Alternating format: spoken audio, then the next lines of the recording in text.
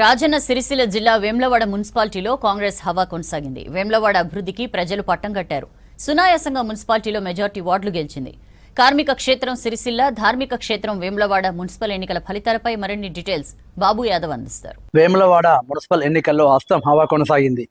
అయితే మొదటి నుండి కూడా వేములవాడ ఎమ్మెల్యే ఆది శ్రీనివాస్ రాష్ట్ర ప్రభుత్వంగా ఉన్నారు. అయితే వేములవాడ మున్సిపల్పై ఈసారి ఎలాగైనా పట్టు సాధించాలనే ఉద్దేశంతో గడప గడపకు ప్రచారం తిరుగుతూ వేములవాడ పట్టణం అభివృద్ధి, అటు రాజన్న క్షేత్రం అభివృద్ధి నినాదం ఎత్తుకొని ఓసారి బీజేపీకి అవకాశం ఇచ్చారు, ఓసారి బీఆర్ఎస్కి అవకాశం ఇచ్చారు, ఈసారి కాంగ్రెస్కి అవకాశం ఇవ్వాలని చెప్పేసి ప్రతి అభ్యర్థి గెలుపు వెనకాల తనదైన శైలిలో విప్పు ఆది శ్రీనివాస్ అయితే ప్రయత్నం చేసి వేములవాడ పట్టణంలో 28 వార్డులకు గాను 13 వార్డులు కాంగ్రెస్ పార్టీ కైవసం చేసుకుంది. అలాగే బీజేపీ 8 స్థానాలకు పరిమితం అయిపోయింది. అటు బీఆర్ఎస్ 5 స్థానాలకు పరిమితమైంది. 2 ఇండిపెండెంట్ అభ్యర్థులు గెలిచారు. అయితే గెలిచిన కొద్దిసేపటికి ఒక బీఆర్ఎస్ అభ్యర్థి అలాగే 2 ఇండిపెండెంట్లు హస్తం గూటికి చేరుకున్నారు. దీంతో కాంగ్రెస్ బలం 16 చేరుకుంది.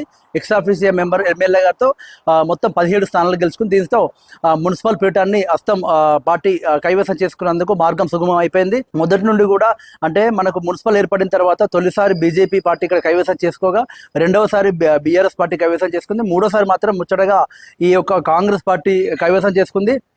మనం గతంతో పోల్చుకుంటే గత ప్రీవియస్ మున్సిపల్ ఎన్నికల్లో కేవలం ఒక్క స్థానం మాత్రమే ఉండే కాంగ్రెస్ పార్టీ ఈసారి మున్సిపల్ పీఠాన్ని కైవసం చేసుకున్న స్థాయికి ఎదిగింది. కొంత బీజేపీ మాత్రం తన గ్రాఫ్ యథావిధిగా కొనసాగింది. గతంలో 6 సీట్లు వస్తాయి, ఈసారి 8 సీట్లు వచ్చాయి. అంటే 2 సీట్లు పెంచుకున్నది బీజేపీ.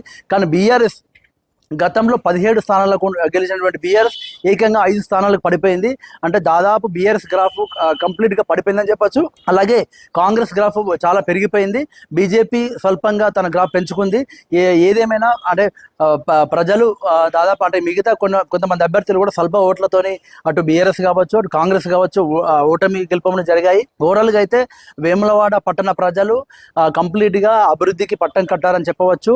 ఎమ్మెల్యే ఆది శ్రీనివాస్ పై నమ్మకం కొద్దీ అత్యధిక స్థానాలు కాంగ్రెస్కి ఇచ్చారని చెప్పవచ్చు. ఈసారి మాత్రం అంటే మనకు వేములవాడ పట్టణము అటు రాజన్న క్షేత్రం అభివృద్ధి జరుగుతూ ఉంది. అభివృద్ధిని ఒక ముందు చూపిస్తూ ఆది శ్రీనివాస్ అయితే ప్రతి వాడల తిరుగుతూ ప్రతి అభ్యర్థి గెలుపు కోసం కూడా ప్రయత్నం అయితే చేశారు. మనం ఇది చెప్పచ్చు. అలాగే మనకు సిరిసిల్ల చూసుకుంటే మనం కేటీఆర్ అక్కడ సిరిసిల్ల ఎమ్మెల్యేగా ఉన్నారు, బీఆర్ఎస్ వర్కింగ్ ప్రెసిడెంట్ ఉన్నారు. అయితే రాష్ట్ర వ్యాప్తంగా అభ్యర్థుల గెలుపు కోసం వెళ్లకుండా కేవలం 1-2 సార్లు మాత్రమే బయటకు వెళ్లారు. మిగతా 3 రోజులు కంటిన్యూగా సిరిసిల్ల ఉండిపోయారు. అలాగే అడప మొత్తం 7 నుండి 9 రోజుల పాటు సిరిసిల్లలోనే ఫుల్ ఫ్లెడ్జ్గా కాన్సన్ట్రేట్ చేశారు కేటీఆర్.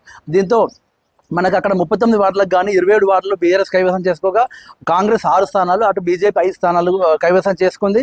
అంటే రాష్ట్ర వ్యాప్తంగా బీఆర్ఎస్ వర్కింగ్ ప్రెసిడెంట్ అభ్యర్థుల కోసం ఒక వస్తారని చెప్పేసి అనుకున్నారు. కాకపోతే సిరిసిల్లలో ఖచ్చితంగా ఎలాగైనా పట్టు సాధించుకోవాలని చెప్పేసి కేటీఆర్ అయితే తన ప్రాతినిధ్యం వహిస్తున్న సిరిసిల్లలో మాత్రం బీఆర్ఎస్ పార్టీ మున్సిపల్ కైవసం చేసుకుంది. మిగతా కాంగ్రెస్ గతంలో తక్కువ ఉండే, ఈసారి కొంత కాంగ్రెస్ కూడా పుంజుకుంది. అటు బీజేపీ కూడా తన యథాతథంగా తన ఓట్ బ్యాంక్ అయితే ఎక్కడ కూడా పోగొట్టుకోలేదు.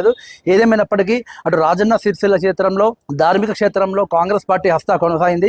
అలాగే కార్మిక క్షేత్రంలో బీఆర్ఎస్ హవా. అంటే ఇక్కడ ఎవరు ఎమ్మెల్యే ప్రాతినిధ్యం వహిస్తున్నా ఆ ప్రాతినిధ్యం ప్రదేశంలో వారినైతే అభ్యర్థుల గెలుపు కోసం కృషి చేశారు. గతంలో ఎప్పుడు చూసినా కూడా కాంగ్రెస్ ఓటు బ్యాంక్ చాలా తక్కువగా ఉండే వేములవాడ పట్టణము. అలాంటిది ఒక్కసారిగా వేములవాడ పట్టణంలో కాంగ్రెస్ కు ఓటు బ్యాంక్ అయితే చాలా విపరీతంగా పెరిగిపోయింది అని చెప్పవచ్చు. ఇది ఇక్కడ ఉన్న పరిస్థితి. కెమెరా పర్సన్ రాజేందర్తో బాబు యాదవ్, V6 న్యూస్, వేములవాడ నుండి.